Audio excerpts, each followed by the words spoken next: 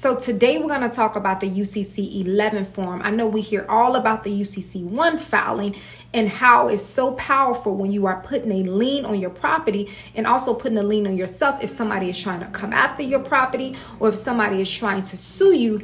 That's what that form will protect you from, okay? So that's what the UCC 1 is for, but we don't hear enough about the UCC 11, the request of information. Now, this is not legal advice. This is just for educational purposes. This is just information that I am bringing to you from what I have learned from reading and from what I have experienced. I've helped assist many consumers with their UCC financing statement form as well as filing my own. And what I can tell you is that it's a very powerful thing to do when you file that form. It helps benefits you in so many different ways when it comes to protecting your property as well as protecting yourself. But today we're going to talk about the UCC 11. Now we know the UCC 1 is for protection of you and your property, but the UCC 11 is an information request form. So if you've been studying, you know the UCC stands for Uniform Commercial Code. Now the UCC governs all business transactions, all the transactions that you do with institutions and signing contracts. So if you purchased a house or financing a vehicle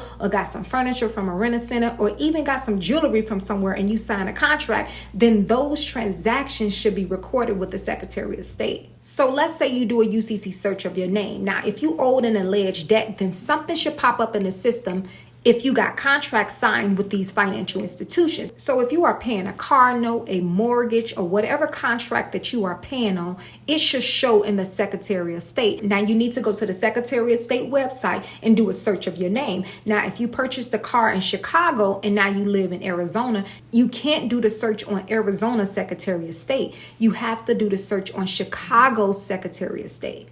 Now, this is how the form looked, the UCC 11. It says at the top, information requests. So once you have searched on the Secretary of State website, seeing that there's nothing in your name, this is the form you want to send to the Secretary of State. You want to request information. So the point of this form is to mail it in and receive back a certified copy stating that there's no debt in your name. They're going to mail you back a certified certificate stating that you owe nothing to anyone. So when you get that certified certificate stating that you don't owe any debt, that's proof that your home is paid off. That's proof your car is paid off. It was already paid off. That's what this form is going to prove. That's what that certified form that they're going to send back is going to prove. You owe no one.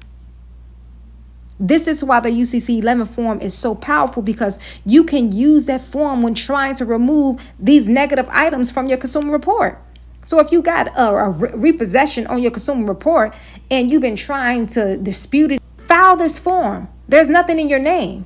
Send that to the consumer reporting agencies. File a complaint with the CFPB. Why is this on my report? I don't owe anybody. Here is the certificate to prove that.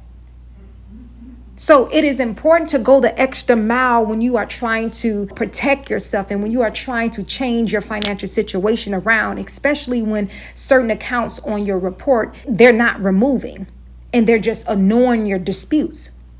And when they see that you took that extra mile, they're not going to mess with you. So you got to understand there's power in this UCC 11 form. I don't owe anybody. Why are you coming after me? Why is there a repossession on my credit report? How do I owe anybody? Why is your company steady updating each month to the consumer reporting agency stating that I owe something? There are no transactions of this account recorded with the Secretary of State. And here's the form to prove that. See, it's not about what you know, but it's what you can prove. If somebody is trying to come after your property, you got to prove that what they're doing is unlawful. So you having this document can help you fight to get negative accounts removed. Once you send it in and they give you back a certified copy stating that nothing is in your name, it's very, very powerful. Think about it. How can somebody prove that you owe an alleged obligation from a contract that you've signed? Remember, the contract has to be lawful and fair. Was it a deceptive form? This is why the transactions was never recorded with the Secretary of State, because there was never any debt to begin with. It was already paid. That's why when you do the search on the UCC website, you don't see nothing pop up in your name. Think about it. Why? When they say all business transactions should be recorded, why is it not there then?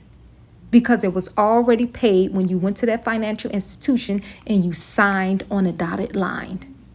It's not about what you know, it's about what you can prove. And we have to go the extra mile to fight for ourselves, to fight for your rights.